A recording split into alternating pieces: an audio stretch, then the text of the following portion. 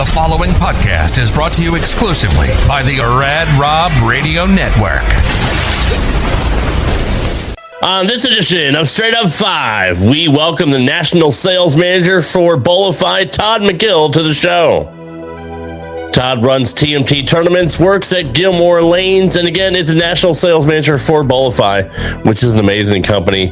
We can't wait to talk about that, talk about his career, talk about his past, present, future, all of it. Great guy. And we got a couple surprises for you in the show that you're going to want to wait for. I'm telling you, stick around to the end. Straight Up 5 with Todd McGill and me, Rad Rob, starts now. Ocho tells you exactly what's going on all the time. Dr. Ocho, who the f*** is that? This is PBA champion Kyle Troop. Hey y'all, Jacob Electric here. Hey guys, Chuck Ritchie here, formerly of Bowl TV. Hey guys, this is Ryan Schaefer of track staff at Valley Bowling Center in Waverly, New York. And you're listening to Straight Up 5. Yo, the boys from Straight Up 5, Rad Rob, Dr. Ocho. Doesn't have the best hair in the world. I do. Sorry, bud, but you know the deal. Pick it out. Fear the fro, baby. Welcome to Straight Up 5, a hard-hitting, in-depth, cutting-edge look into the world of bowling. This podcast will not only cover all things bowling, but will also give you a raw look into real-life issues. So without further ado, let's introduce you to the hosts of the show. Rad Rob Francois. Rad Rob Francois. Dr. Ocho.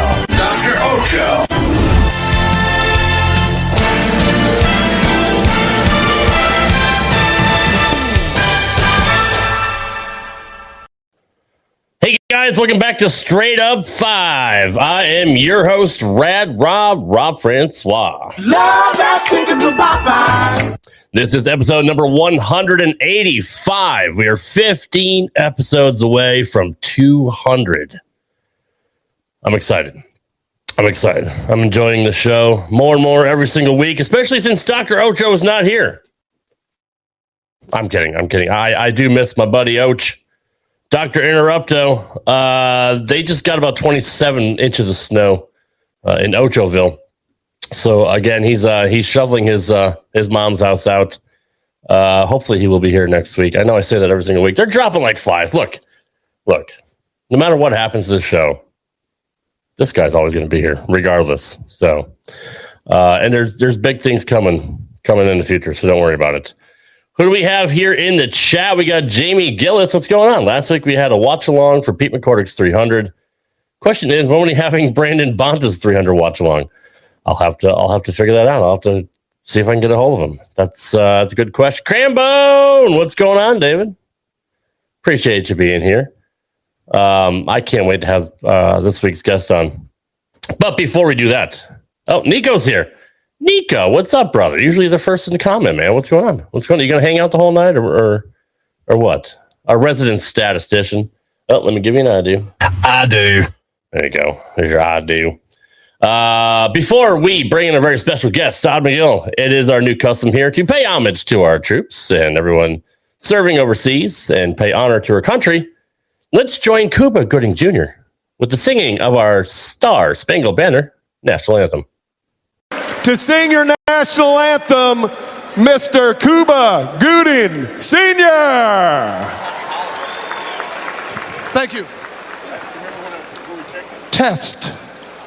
Oh, say, can you see by the dawn's early light what so proudly we held at the twilight's last gleaming, whose broad stripes and bright stars through the perilous fight o'er the rampart we watched through the twilight's last gleaming, and the rockets' red glare, the bombs bursting in air, gave proof through the night that our flag was still there.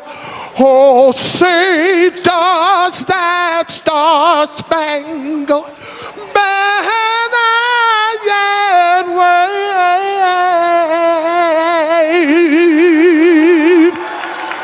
o'er the land and of the free, the home of the brave.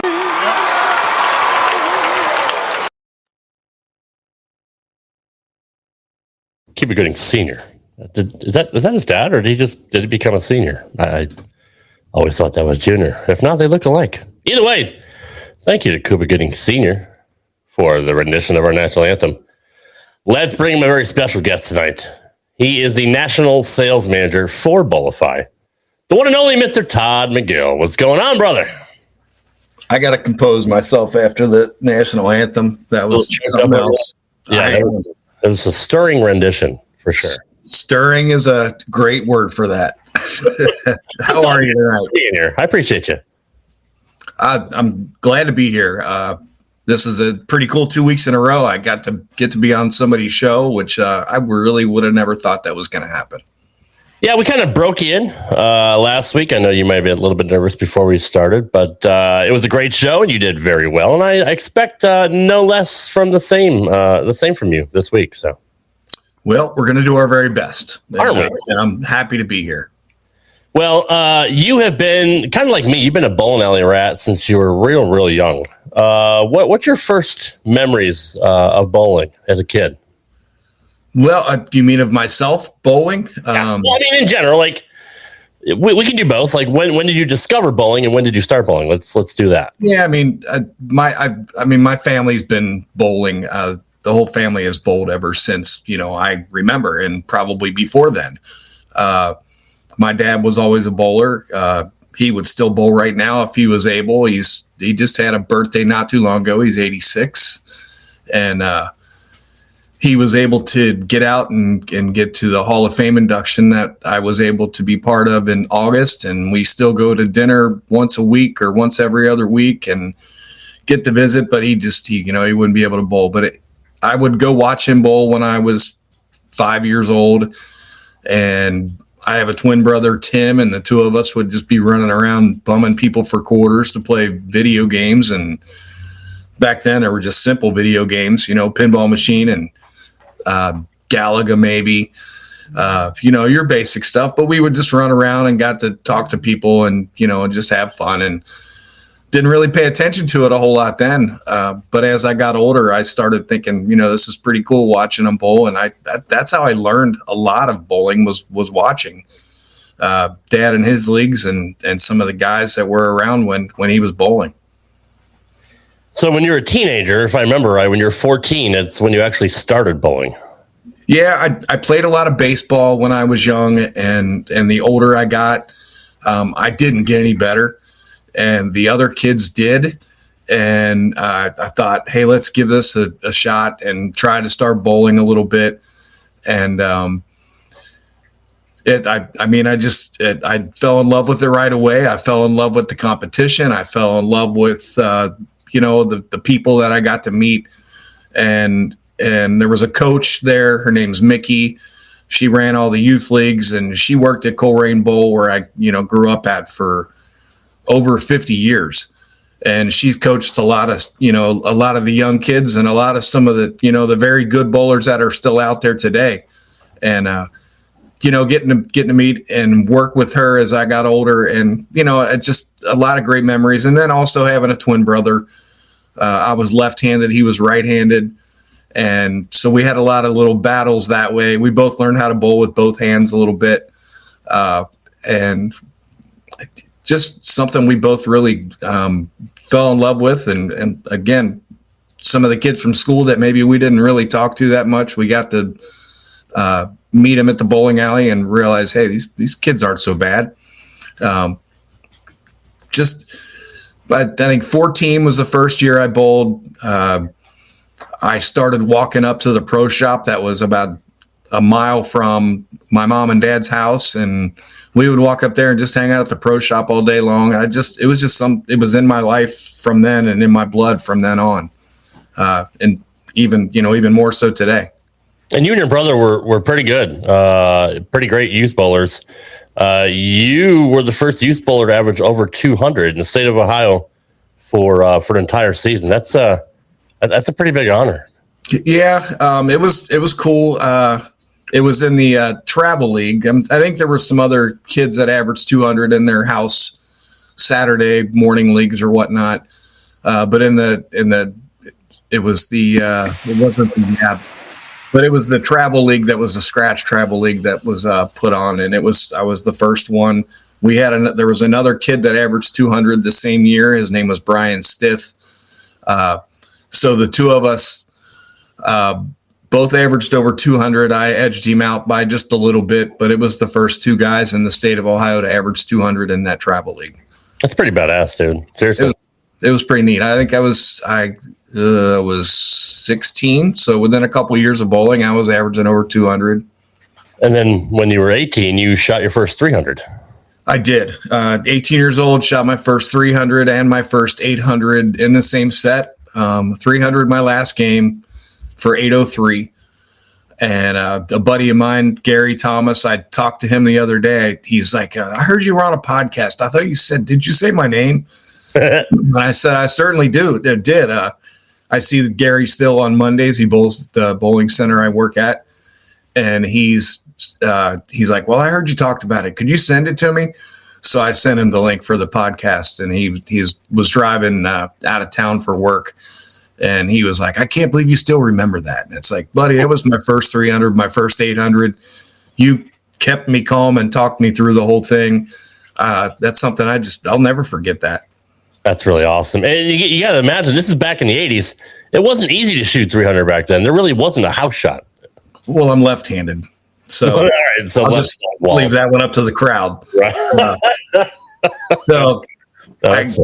I grew up hearing that my whole life. You're bowling good because you're left-handed. You're bowling good because you work at the bowling center. You're setting the shot up for yourself. No, back then it was a little different. They had what was called short oil, and it had to be out there for 2 shifts. Yep. And it's amazing that it was able to be done with 24 feet, 25 feet of oil. That was virtually, lanes were stripped by hand if they were even stripped. Yep. And it was a different world. You had to read the lanes a lot different back then. It was more front to back, and now everything's left to right. Right.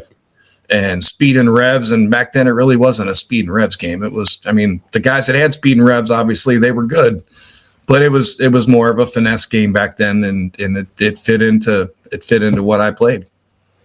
You're talking about wood lanes, wood approaches, right? So, nothing was synthetic. Resin wasn't in yet. So you're bowling with the OG urethane or plastic or whatever you use. Burgundy hammer, blue hammer. Nice. I have one. LT48. That was really my first ball on LT48. My first decent ball on LT48 and a yellow dot. I think everybody had those 2 bowling balls. They're both goats when it comes to bowling balls. I will always love those. I bowled on short oil too back in the 80s. I was just saying that on Amanda's show last night back at Brayley Bowl. That's all we had was short oil. And there was no house shot. So you didn't see so many 300s and so many 800s and 700s, and an honor score was a big deal. And you used to get, actual patches or rings or at least some kind of combination from the American Bowling Congress back then before USBC. Yeah. To my knowledge, I don't think they even do that anymore, do they? You get 1 ring a year. That's or it. No, I'm sorry. You get 1 ring in a lifetime from you. Oh, jeez. Yeah. So once you get your ring and it's your first one, that's it. That's messed up, man. I think the TNBA still does 1 ring per year. Mm-hmm.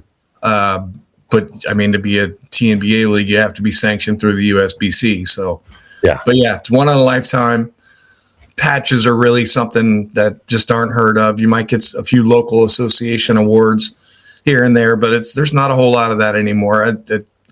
Just like anything else, it got expensive, and I don't even know how to explain what all the rest of it really is. But you couldn't do it. You couldn't do it financially now, just with how many you see on all the time. week. Back in the day when I was first into the bowling business, we would make jackets for people that shot honor scores, and everybody got a jacket, and you got as many as you earned in the course of a year. And if you had a red jacket, if you had your first one, your second one, you got a white jacket. And we would do that for every one of them every year. That's pretty cool. And I would imagine we would put an apparel company in business just because of trying to buy jackets anymore for honor scores in a bowling center. Yeah. But I mean, that's the nature of the game. I mean, the guys want to go out. They want to throw strikes when they're bowling their leagues. They want to have fun. It sells more beer. It does. I get it. It's a necessity to have the house shot to keep people around, especially with how fewer sanctioned bowlers are compared to the 80s and 90s. I get it. They've lost a lot of people, but who did you look up to growing up on tour? Anybody like watching on TV? Any favorite pro bowlers that you had? So I was kind of fortunate. I mean, I had several guys that I like to follow. I was fortunate to have a guy by the name of John Gant actually worked at Colerain Bowl when I was a kid, and watching that guy throw the ball. He was also being a lefty. He was just way ahead of his time when it came to bowling back then. And if you didn't like watching Earl Anthony bowl, you were doing something wrong. I mean, the guy just could split boards, and he didn't smash the 5 out of the rack every time. But when it came time to throw a strike, he was the guy to do it. Probably the most accurate bowler, other than Walter Ray, that I've ever seen. Other than Walter Ray, I don't think there was anybody more accurate. Yeah, agreed. And he did it in such a short period of time too. Yeah, he didn't join the tour until he was in his 30s, I believe, and I think he only did it in a span of like 15 years, if that. I mean, he had so much success. He was just a world beater. I loved him growing up. I loved watching Parker. Parker's amazing. Mike Albee, Amleto was one of my favorites. There was I miss those days, man. I really do. You can still see him on the PBA 50. Yeah, the tour days from back in the day. There's a guy here locally. We had a local show called the King of TV Bowling, and Brian Himmler was a very good friend of mine, and he was making the show, the King of TV Bowling here locally when he was 14 years old against all the adult bowlers. Yeah. And I mean that show was here and gone. I mean, the cost of production to do the show and everything just outgrew itself. And there's a guy here in town who's he brings back and kind of throws out clips of all the old shows from locally. And so I get to go back and see some of the videos from back in the 70s and 80s from, bowling centers, obviously, that aren't here anymore. There's so many bowling centers that just unfortunately go away. Yep. Mine did. Yeah. And mine did too, obviously. Yeah, that sucks, man. It really does. Bradley Bowl in Windsor Locks, Connecticut was a regular tour stop for years and years and years. It was the Greater Hartford Open, then it became the Tums Classic. It was a regular stop on tour every year when they were on ABC. And now it's a entertainment center with laser tag and arcades and all that other crap. And I think they have I don't even know, 6 VIP lanes, whatever. It used to be a 44 lane house. Yeah. It's just sad to see what it is now. I hate that, man. And you were at Colerain Bowl for a long time, and that's it's unfortunate. I grew up there. That was it's always going to be home. Now it's car dealership, so there's not even 6 lanes there. That's even worse. Yeah. The kind of cool thing about Colerain is when it was being sold, I could go around from bowling center to bowling center, and I started traveling doing tournaments after that. And if you go around town or just outside of town, a little north of Dayton or down into Kentucky or whatever, I would find monitors that were from Colerain Bowl up in these bowling centers. That's cool. And there's another fairly local center to us just outside of the city in Indiana. They bought all the lanes. So it's a 16-lane center, and every one of their lanes and approaches were Colerain Bowl. Wow. And to live on. Yeah, at the bowling center I'm at now, we have some of the ball lifts that were in there. That's cool. Downstairs, just parts, Yeah. You can go around and see different things that came from that bowling center. And hey, it still is pretty touching to me to see that kind of stuff. It really is, man. That's really, really cool. That it gets to live on and get some life out of it somewhere else.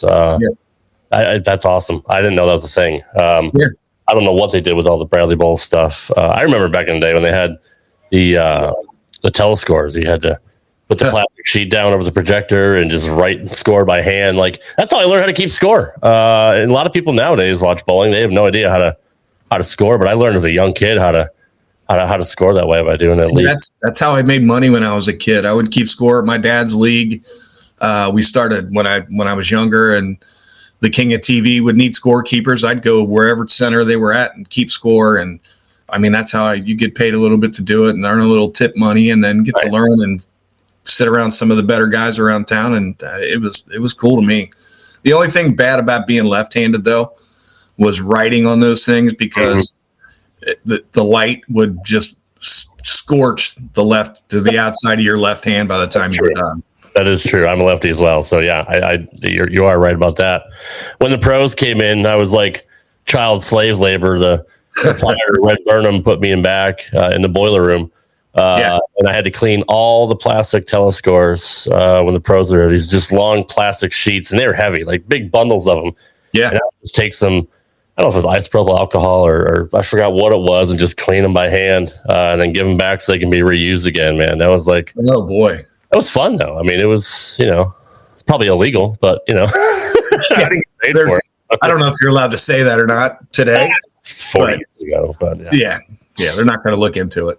No, probably not. But anyways, so did you ever want to go on tour? Did you ever get your PBA card? No, I didn't. It's always a dream when you start bowling well and think, maybe. And I mean, even Himmler back, several years after, life happens and you start having, like real life responsibilities. Yeah. And it's, he would get into me. He's like, you were like the best bowler coming out at your age. I don't know why you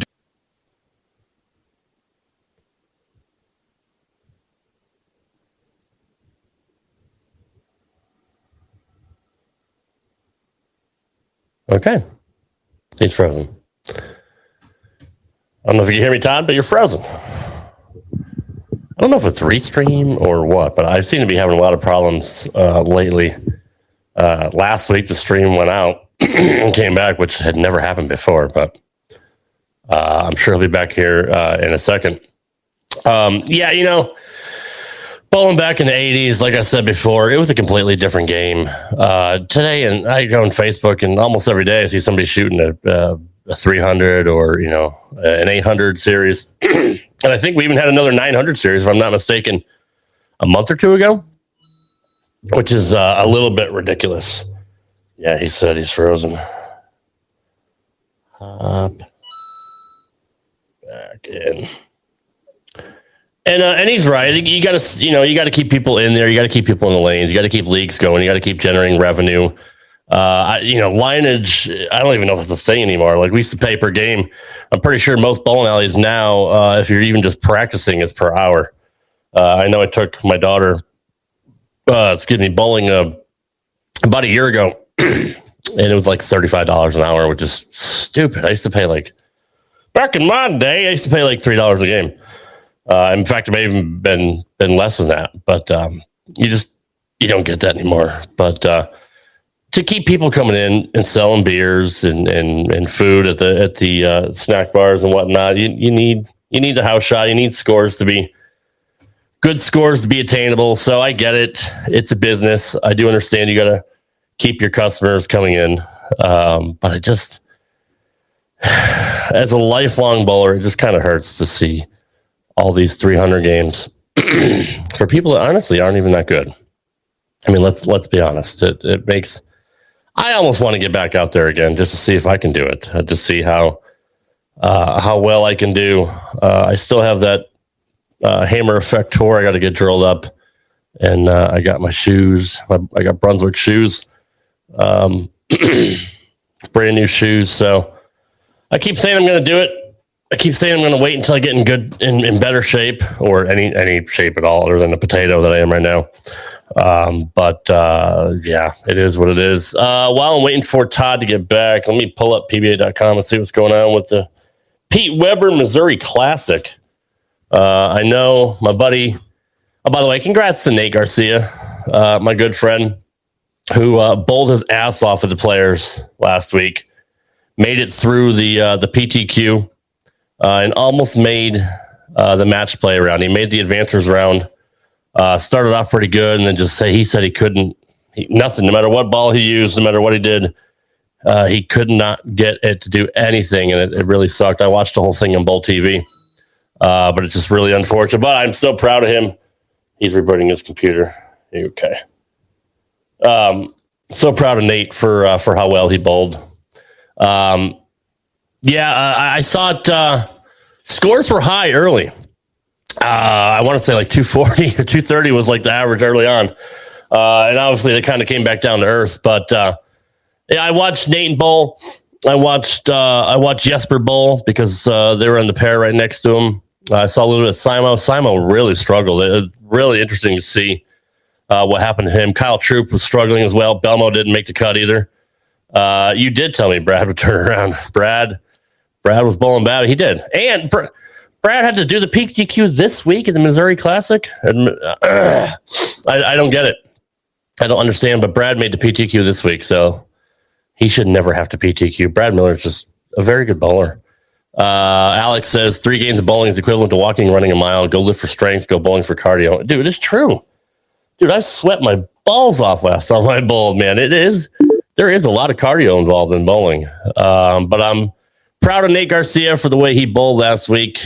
And it was good to see Brandon Bonta just go nuts. Dude, we'll get into what we were talking about in a minute, but Brandon Bonta, man, that guy has balls of steel to shoot 300 against EJ Tackett. Are you kidding me? For his first championship? That show was incredible. To watch a young kid come out there like that, you could tell he was nervous when he first got started. Probably was fortunate to have Spencer in the first match, quite honestly, because after that it was a gauntlet of lefty, and then EJ, and just a sick performance by that kid. Disgusting, like lights out, unconscious. Like the goalie for the men's hockey team, for the U.S. gold winning hockey team. Just unconscious. And I'm actually proud of Spencer too. I watched Spencer bowl on Bowl TV all week, and I thought he did great. He's got a lot of promise as well, but no question. Your first season, your first tournament, your first major, right out of the gate, you shoot 300 against the greatest bowler on the planet. Well, there's one way to make sure you beat the greatest bowler on the planet is don't miss. Right? Yeah. And that's really the only way to guarantee that you're going to win. Absolutely. And he didn't. It was insane. It was pretty incredible. So a lot of people were complaining about Kyle Sherman kind of being boring, but I thought he did a great job. I mean, it's his first show out. He doesn't have much chemistry with his partner yet. I think, it'll be a learning curve, but eventually they'll get it. I thought he did a fine job for his first show. Actually, somebody asked me that. I was at the Lanes tonight, and somebody asked me that question. I thought Kyle did okay. I guess it's horrible. I can't remember the other guy's name yet. But he kept calling the 7-pin a 10-pin at the beginning. And I think he probably got, alerted that, hey, that's the other corner. Yeah. But no, Kyle did okay. And I mean, we were talking about keeping score a little bit ago. They had a little segment in there about keeping score. Mm-hmm. I thought it was good. I mean, you want to try to bring the masses into things like that. And I mean, that's kind of how you do those things. Yeah, I never really agree with the way Fox did the score, how they just kept like 2 frames on board. And like, you didn't know what they did. I don't know. I'm not going to say ABC really did either. But it still kind of irked me a little bit. Because if you know nothing about it, it really is kind of a difficult sport to score. Sure. But no, I did like that segment too, how they kind of how they kind of broke it down for people. And I want to see more. I want to see something different. Like I want to see more player profiles. I want to know more about who I'm rooting for, because you want to have a vested interest in who's on the show. Otherwise, it's not compelling, right? I want to know why this guy. I want to know, where Brandon Bonta came from, like how he had to get through the PTQ, or he had to, stuff like that, and just kind of give a backstory, because the average person that turns on the show that doesn't watch it isn't going to know who he is. Yeah, I mean, if you're bowling nerds, like we are, sure, we keep track of the stats throughout the week and who's winning, who's leading, who's making a run, whatever. But not everybody knows or does that. So you're right. It's go ahead. And Bo Burton did a good job of that back in the day. He'd go through the scores for the week, the average. He'd talk about the leaders. He'd kind of break down that, and he'd have interviews in between matches with the next guy that's coming up. Which Fox did do a lot of that, but I don't know. I don't feel like Fox, number one, really cared about bowling that much. I think they just wanted it kind of on their portfolio, just to add it to their resume. But I wish we can get more in-depth stories from bowlers, because stories are really what gets people going. Almost like wrestling. Like you want to tell a good story in the ring, right? Like you want to get people invested in. Oh, why do these two guys hate each other? Why do you want to have things make sense? And I think if you do that, you'll get more people watching the sport. What do you think of the new CEO of Lucky Strike? He seems to really be excited to kind of tackle this job. He had a lot of success back in MMA, and I know he wants to put more tournaments on the schedule. And do you think he's going to try to get more sponsors and get more eyes on the product? I mean, I think he's going to try, and I hope he's successful. I mean, obviously, folks that are watching this and you and I, we want to see the game continue to flourish or grow or whatever, however you want to look at it. Obviously, I think the guy's going to try. He had success in his past on what he was doing, and I mean, the jury's out, obviously. But I'm rooting for him just like I would anybody else. I think he's gonna do everything he can, and I'm looking forward to seeing what happens. Yeah, I am too. And he does have the pedigree for it. He does have the results to back up his name, and I think he's gonna do good things for the sport. I mean, he's already trying. Like I said, he's trying to add new tournaments to the schedule and make the tour a little bit longer, because back in the day, they had 30 something stops, and they had a summer tour, they had a winter tour, and there was so many more games of qualifying compared to now. It's like it was a super grind back then. I'm not saying they don't grind now, but compared to what it used to be back in my day, it's a lot easier schedule now. Oh, that for sure. I mean, before you know it, you see the tour start, and all of a sudden the season's over anymore. Mm-hmm. And I used to look forward to sitting in front of the TV when I was a little guy and watch them bowl on, when they brought out the gold pins for the one season. And,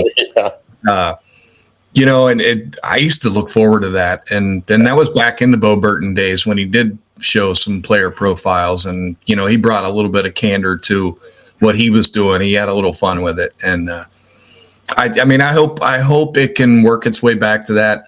Everybody was always, when CW announced they were taking over and they were going to be televising the show, everybody was like, how are they going to do that? Yeah. Well, give them a chance. I don't think the first show was terrible at all. They got things to work on just like anybody else. If they were perfect at it, they'd have been doing it all along. That's true. Yeah, that's true. Yeah. So getting back to you, when did you get involved in with Bowlifi? How did that all come about? So it's kind of weird. I would run a weekly tournament at Colerain. When I took over Colerain, I had a tournament I started at Northwest Lanes, basically the two centers I spent most of my life at. And I started a Sunday evening tournament there that, I'd get 25, 30 guys there. And then it started to grow a little bit. And then I had the opportunity to go over and take over Colerain Bowl, which was fairly close. And all of a sudden it blew up. It was maybe the right location. There was just a lot of things that just hit at the right time. Everything, I don't know, the perfect storm. And we was at that point, it was the Colerain Bowl Sunday sweeper, and then the TMT Bowling came out of it. And we would always, at the end of the show, we live streamed all the finals, step ladder, or however, whatever format we were using for the finals. And we had our headsets on, and we had big, we had all the we had like 4 cameras that we were running off of a mixing board, and it did okay. It was a decent production of what we were doing. And then at the end of it, we have our pictures with the winners of first and second place that we post in a little tournament group that I started on Facebook. And I don't know if I'm allowed to say that word on YouTube or not. Yeah, you are. Okay. And it's got 5,500 people in the group now. And wow. There was a guy named Tim Wayner who happened to be watching, I guess, and he saw the picture at the end of it, and he sent me a private message, and we weren't friends on Facebook. He's like, "Hey, keep repping the brand. You're doing a great job, the tournament, whatever." And it's like, okay, thanks. I didn't know what he was talking about. Right. And I'm with Ebonite, and I'd been with Ebonite for many years. And I mean, that's not because I bowl good anymore. I don't really bowl at all anymore, but I do sell bowling, and I do promote their brands. And then all of a sudden, this Bowlifi thing with Tim, I waited a couple days, and I shot him a message back, and I said, "Can you explain? I mean, I'm not sure what you were talking about." He said, "Well, your jersey, you had a Bowlifi jersey on. I just figured you were part of Bowlifi staff." And it's like, no, I just have jerseys, and that just happened to be the one I was wearing that night.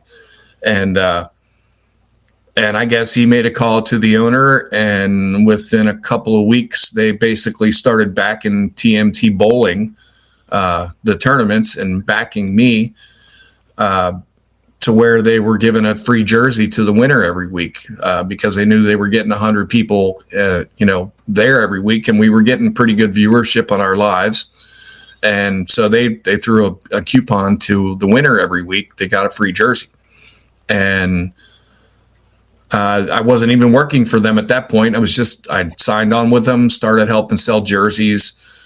And then I had a couple years where I was, people they would just come to me about buying jerseys and teams. And all of a sudden you couldn't walk through Colerain Bowl without somebody not wearing a Bowlifi jersey. Nice. And I got some school business or whatever, but I think I had one year when I first started where I had almost $50,000 in sales of jerseys. Wow. That's a lot of shirts. Yeah, it is.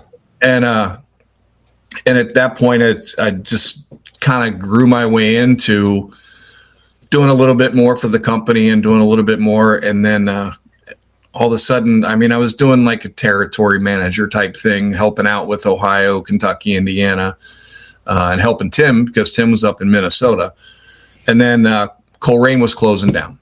Got the word Colerain was shutting down, whatever. And within a week, I got a call from the owner of Bowlifi, and he brought me on board full time, gave me the opportunity. And in a matter of about 3 years, I've grown into national sales manager for him. And following right behind Ryan Simonelli was my boss up until a couple of years ago. He was the national sales manager before me, and Ryan and I became very good friends. I love Ryan. Yeah. What a great guy. What a great guy. Huge heart, and all about his family, and he's good people. Yeah, he is. Learn from him and learn from the ownership, and still learning new things every day. I think we all learn new things every day, no matter what we're doing. And I'll tell you what, it's a great job. It's a great company. I work for great people, and I very much enjoy what I do. Every now and then I'll get a private message at 3 a.m. about somebody trying to place an order that needs help, and I'm not so crazy about it right then. Right. But it goes along with the territory. I handle the staff from coast to coast. And there's another gentleman named Brandon who helps me with some of the staff. He works right out of the distribution center in Tennessee, and between the two of us, we stay very busy. I got involved with handling all the schools, high schools. The high school is big business for us. It keeps us busy for that stretch of the year for sure. It was about a 5-month season this year doing high school jerseys because everybody starts a little bit different timing. Yeah. And everybody's usually calling to get the best price. You know how that goes. Sure, of course. We offer a great price with a great product. So I enjoy every bit of it. I think my favorite part of it is when a school gets a hold of me or somebody gets a hold of me and they say, hey, I have this idea, but I don't know what to do with it. Right. And then I can kind of start with them and go start to finish. And, basically you've got a plain colored jersey and you start putting my ideas or their ideas or our ideas together and then seeing the finished product. To me, that's a really cool process. And it really is to be involved in the creative process. Yeah, that's a cool thing. I didn't know I was as creative as I was, I guess, when it comes to some of my jerseys, but I some of them are pretty neat. And then once, you get my logo involved and then it's just, it's fun. Fun. What's the craziest jersey you guys have made? Oh, some I probably can't even talk about. That's fair. Yeah. There's a team on Monday nights at League, and it's probably I'd have to tell you off the air. Okay. It's fantastic. That's fair. I wasn't sure if you made any of Ryan Schaefer's jerseys because his get pretty creative. If you go on our website, there's 3,000 jerseys on the website. Mm-hmm. And they could be any color that you want them to be. We can change any color scheme, any background. You can add whatever logo. So, the opportunities are endless. And some of them, like paint splatter and things like that. Some of them are pretty wild, abstract, kind of different, and then there's some people that like just the plain solid colored, clean looking jersey. But I have some of both. I have jerseys in my closet still that say 4X on them, and I'm actually making a blanket out of them. You mentioned that on Amanda's show. That's really awesome, dude. That's a really cool idea. I can't wait to see it. I'd seen other people, and I'd seen some forums folks did that, and I've got a young lady, her parents bowl at the bowling alley, and she's just now picking up sewing as a activity. And I said, I have a task for you if you want to try it. And she goes, I'd love to. So I told her there's no timeline. Whenever you get it done, here's some shirts, cut them up however you want to. You have free reign to do with what you want. Here's kind of what I want, what I have in mind. Yeah, so that's really awesome. I'm glad you brought that up because I was going to bring this up. Look at that sexy looking guy on the right, man. I don't know who that is, but no, you lost what, 125 pounds? Almost 140. Wow, 140. Yeah, I'm sitting right around 185 now. I usually hover between 185, 190. Depends what holidays around me. We're similar height and build. I don't know if I could ever get down that. At my lowest, when I first tried to lose weight about 12 years ago, I kind of talked about this offline with you today. I got down to about 217 was my lowest. And I felt fantastic at that. It would take an act of God for me to get that back down to 185. That's what per my height and I'm supposed to be. So God bless you for getting that far, man. But I don't know if I want to be that skinny anymore. I can't tell you how much better I feel. I bet, yeah. Walking up the steps. You get winded tying your shoes. Absolutely, yes. And it was a big change. I had to make a lot of changes in my life and what I was doing. We talked about it on Amanda's show a little bit. I stepped away from the alcohol. That's had a lot to do with it. Right. And then, of course, when you're hanging out and, you go to the bar after work, and when you're leaving the bar, guess what's open? White Castles, McDonald's, and you're eating that kind of garbage, which don't get me wrong. I still very much enjoy that food. Yeah. But at 3 a.m, and then, you get up the next day and then you sleep until 1 o'clock and you get up and do it all over again. It's a vicious cycle. Yeah. And I still work late. I still work late nights at the lanes, 4 nights a week, whatever.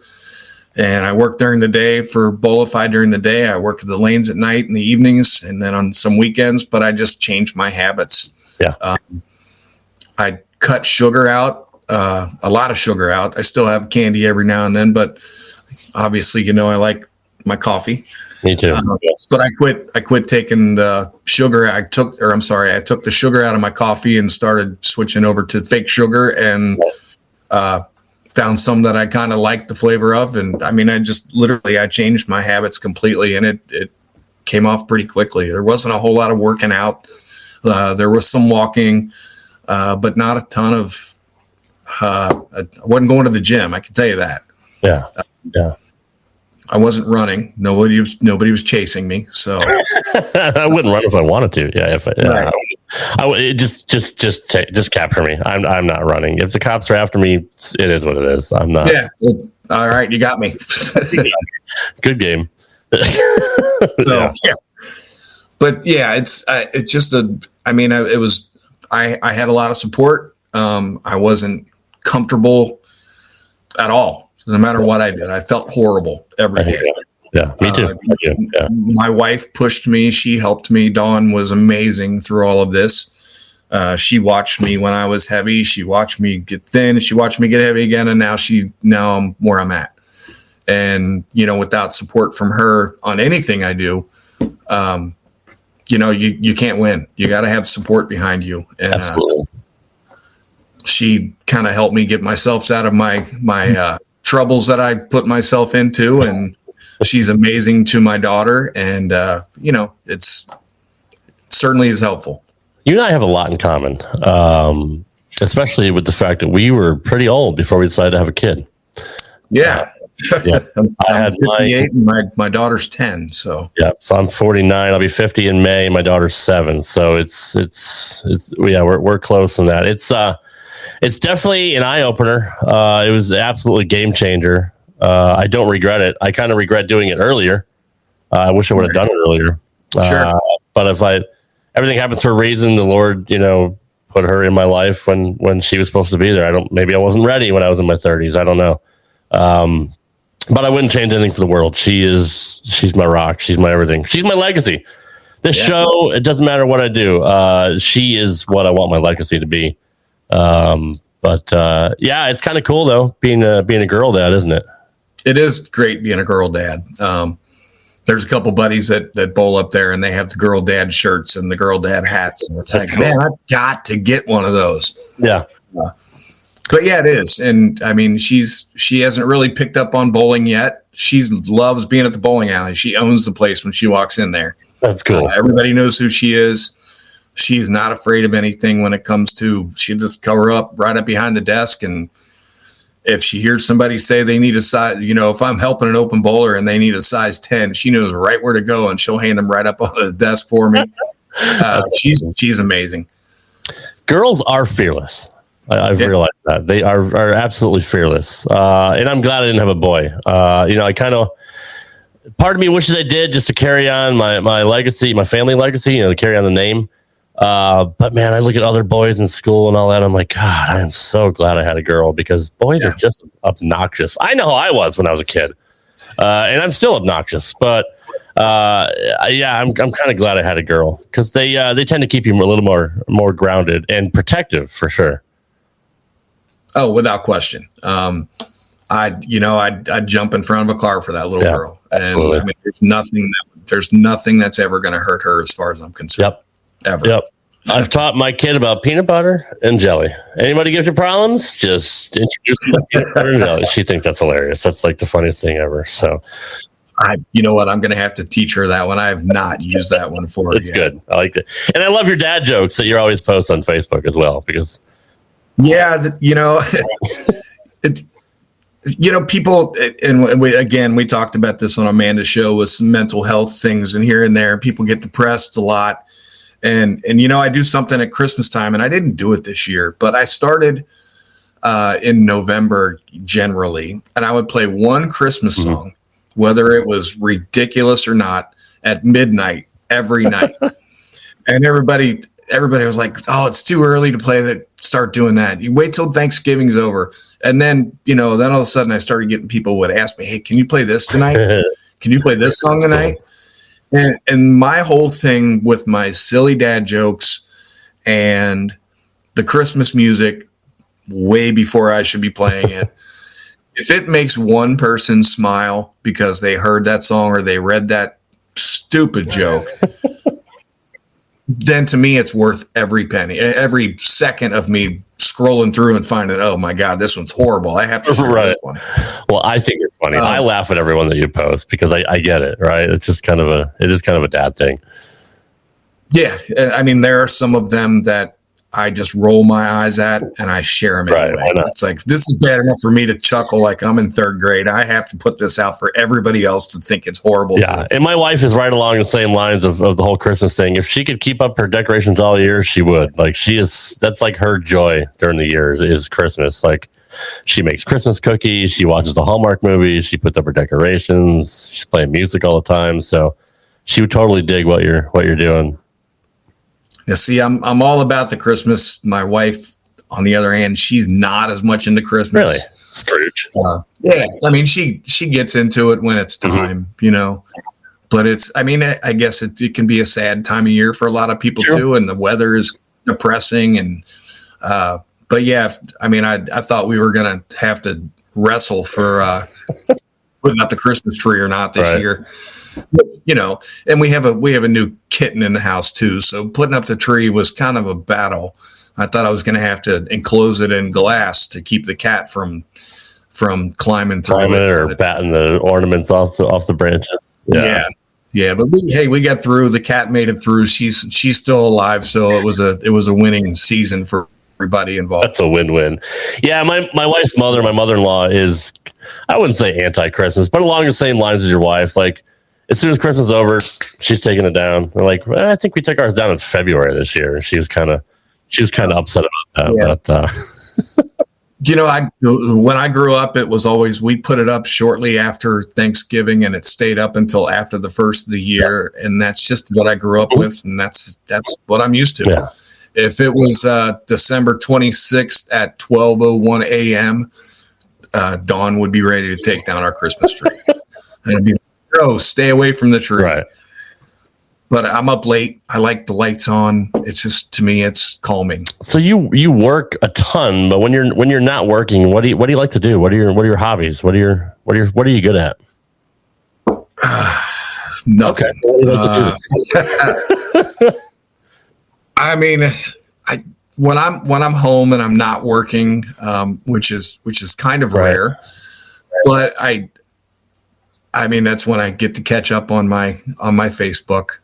I do a lot with social media. I get to post my tournaments, which to me, that's not really work.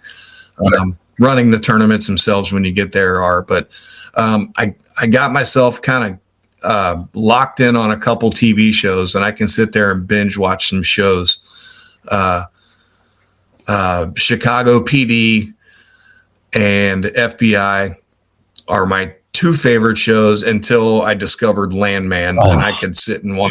So good, Landman. So good. Oh, that show is so fantastic. It really is.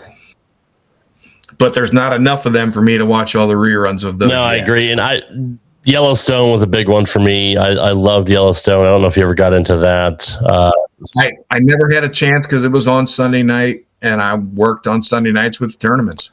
And I never have watched one episode of Yellowstone, and everybody tells me if you watch one, you're going to want to start watching. You'll be hooked. It's the same creator, Taylor Sheridan. So whenever you have time, I would definitely start it, and you'll be up late binge watching it because it's such a good show. What else?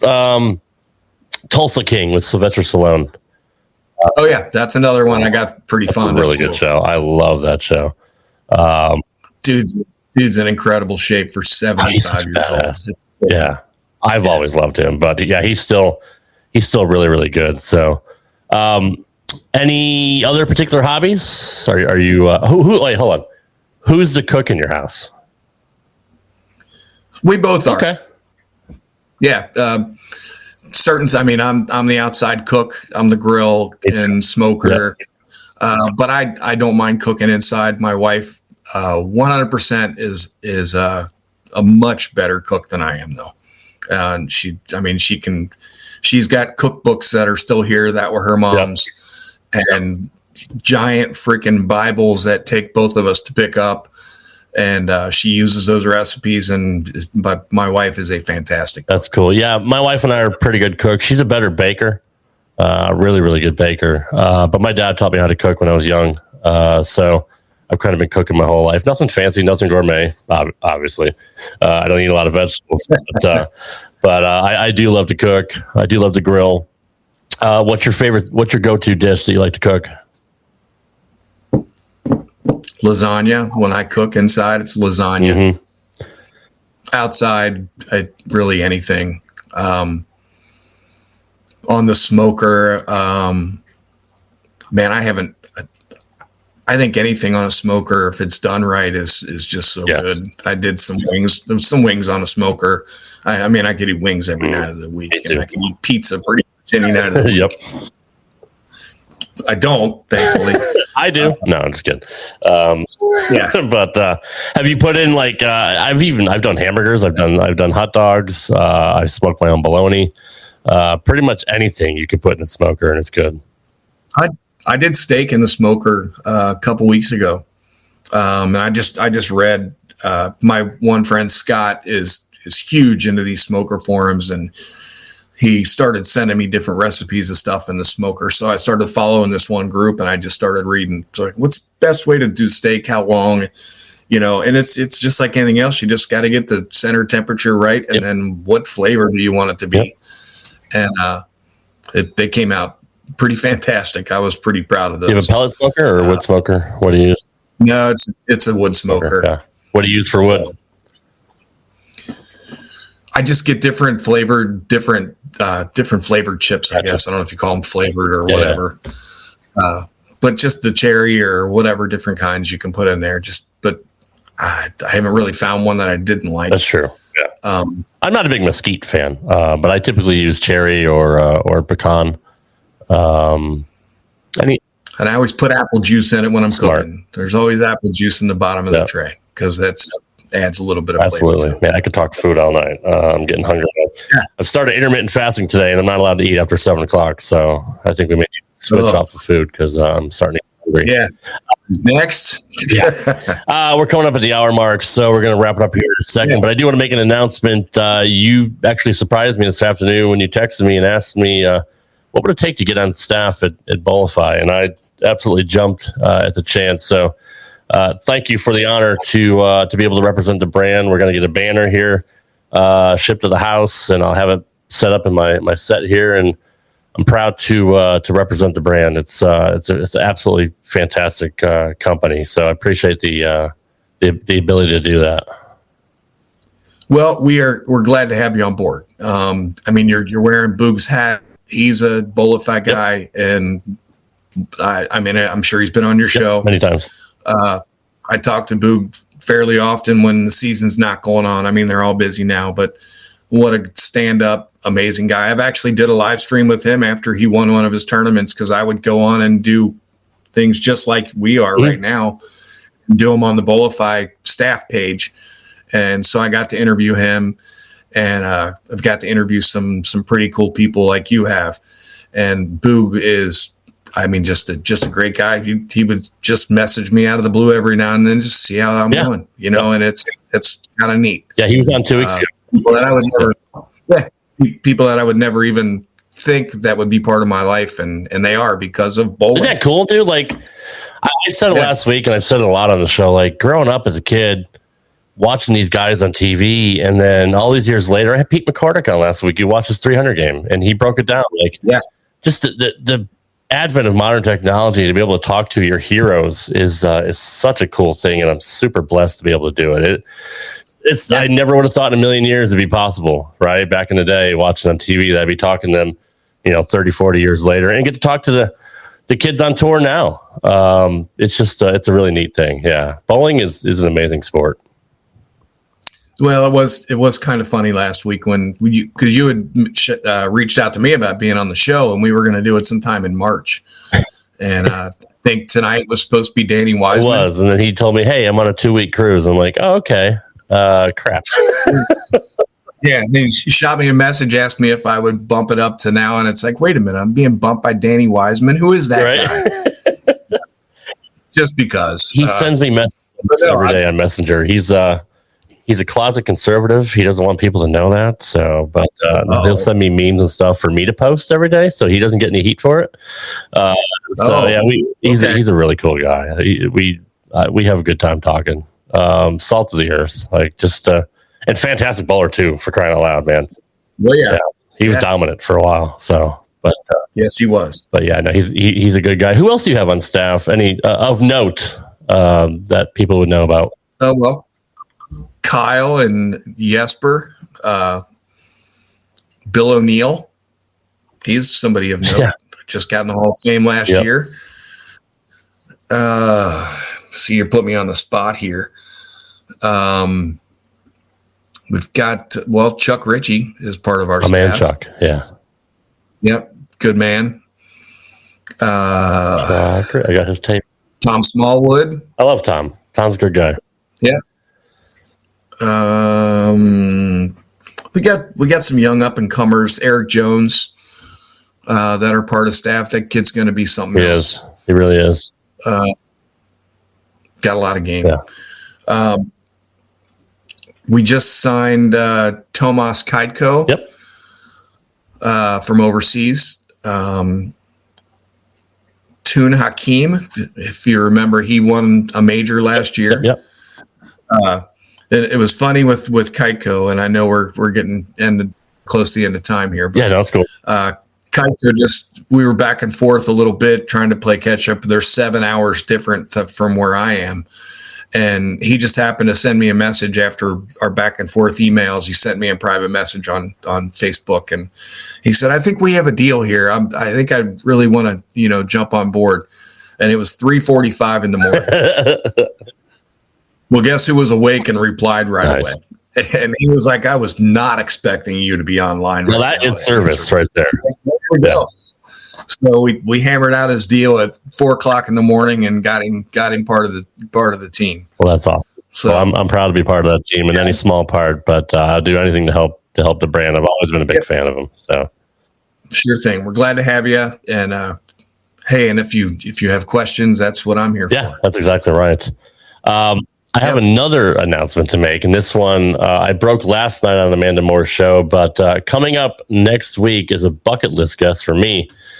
PDW, Pete Weber, will be on a special day because he's with his grandkids on Wednesday nights and he bowls on Monday nights, and I have the show on Tuesday nights. So Thursday night is what we're going to do. So we won't be here next Wednesday. Make sure you make that note. Next Thursday, live 8 p.m. Eastern, Pete Weber will be on the show. I'm looking forward to that, man. He is an absolute legend, and I'm nervous, but I'm also excited.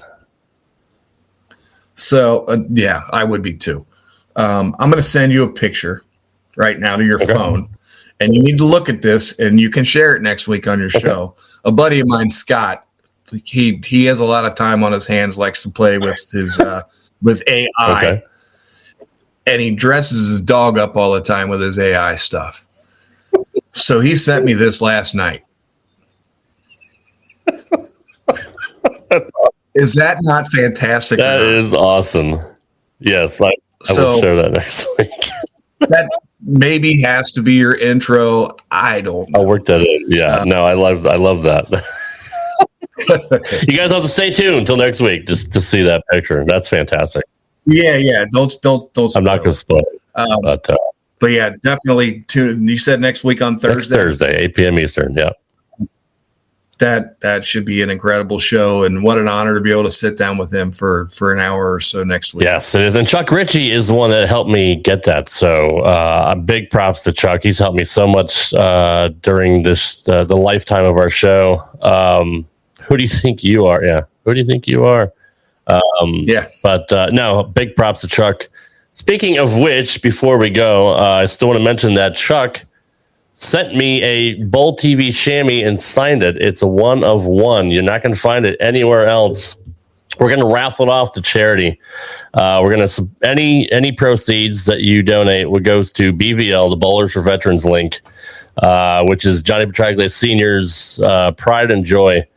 He's a big part of that. So what you can do is you can PayPal me right there, or actually I'm going to use the QR code. That's probably better. I'm asking for a $20 minimum, but honestly, you can donate whatever you want to be put in the raffle. We're going to keep it going until March 4th, I believe. Yep, March 4th, we'll do a live raffle here on the show. So if you want to scan that link right there, you can Venmo me. I promise you, I'm not taking a penny out of this at all. Anything you donate goes straight to BVL. Even if you don't care about the chamois, it's still a good cause. It still supports a good cause. But I mean, come on, Chuck Ritchie, dude. Come on, everybody knows who Chuck is. Oh yeah, that's a super cool little thing, right? Yeah, there. he got that. And he signed and he sent it. He's like, man, that's a perfect thing. We can raffle off. So you can scan that QR code, or I also have a PayPal. You can scan that code as well to support a great cause. The Bowlers, the Veterans link has helped many bowlers and veterans since I want to say 1940 something. It's one of the longest running charities. And it's definitely bowling's oldest charity. So we'll keep that running. We'll post it more on Facebook in our group, but that is a great cause. Todd, I got one more segment here. It's called the Imbecile of the Week. You want to participate? Well, let's see what you got. It's time for everybody's favorite segment. If you guys don't know how to use a seatbelt, just ring your call button and Tommy will come back there and hit you on the head with a tack hammer. You know, Lloyd, just when I think you couldn't possibly be any dumber. Here's the Imbecile of the Week. Some people are really stupid. All right, this week's Imbecile of the Week comes to us from Facebook. This was based on a post that the PBA put up about Guppy Troop, who was also on this show a couple months ago. Just inducted into the PBA Hall of Fame. And the first comment right there, you can see it. Not congratulating Guppy, but saying, bring back Pressler and Peterson. David Clemens, you genius. I had to say something. So I said, bro, how many times do we have to say the PBA doesn't employ the announcers? The networks do. Give it a rest. To which he responded, oh, they sure bombard with posts. I will reply. You don't like my post? Scroll on. So I said, dude, I'm just trying to give you correct information. You're literally complaining to the wrong people. And it's not just him. He just happened to kind of, I don't know. I must have been in a bad mood that morning, whatever, when I was replying. But, I see it in so many posts about people complaining about Randy Peterson and Kimberly Pressler being gone. And it has nothing to do with the PBA. Literally nothing. No. It's Fox, it's CW, it's CBS Sports, it's whoever carries bowling. They supply the announcers. But there's just so many ignorant people out there. And this guy just happened to just irk me. So, timing. David Clemens, you are the Imbecile of the Week. Enjoy it. Wear it as a badge of honor. And know that you are one of the most dumbest people on the planet. So I hope you enjoy that honor. Todd, I appreciate you being here, brother. I appreciate you having me on staff and giving me your time. I know you're so busy. So I can't thank you enough for coming on, man. It was a fun conversation. Yeah, I honestly, I can't thank you enough for actually even asking me to be part of this. Once I started investigating and looking at your show a little bit and some of the people that you have had on there, and then hearing that I'm being followed by, one of the greatest to ever lace them up. I mean, it's an honor for me to be part of it. So thank you. Yeah, you're welcome. Absolutely. Anytime you want to be on and come back, it's definitely my honor, because I thoroughly enjoyed the conversation we had on Reset and Rising Unbreakable with Amanda Moore, which is also on my network, which goes live every Tuesday on YouTube. If you guys want to check that out. And I learned so much about you and your past, which a lot of it we didn't get into because it's kind of a deeper show about the depths of despair and redemption overall. But based on that conversation and what I learned about you, I had to have you on this show. So it was a no-brainer. Well, I appreciate it. And like I said, I'm glad to be here. And I'm always here if there's anything I can do to help. And if you ever need a space filler to jump on a show, just let me know. I'll fill in a week for you if somebody's on a cruise. I'm going to hold you to that. So, all right, guys, hope you enjoyed this edition of Straight Up 5 with myself and Todd McGill here, the National Sales Manager for Bowlifi. Next week, again, one more time, if you missed it, Pete Weber, PDW, will be on the show next week, Thursday, not Wednesday, Thursday, March 5th, 8 p.m. Eastern, same time, different day. And we're looking forward to having Pete on the show. So until then, guys, I hope you enjoyed this show. Thanks for your support. We'll see you next week. Take care, everybody. Thanks for listening to this edition of Straight Up 5. You can follow the show on Twitter at Straight Up 5 Pod. Follow Rad Rob at Rad Rob Gaming. And follow Dr. Ocho at the Dr. Ocho. Got a question? Send your questions to straightup5podcast@gmail.com. We'll see you next time for another edition of Straight Up 5. Right here on the Rad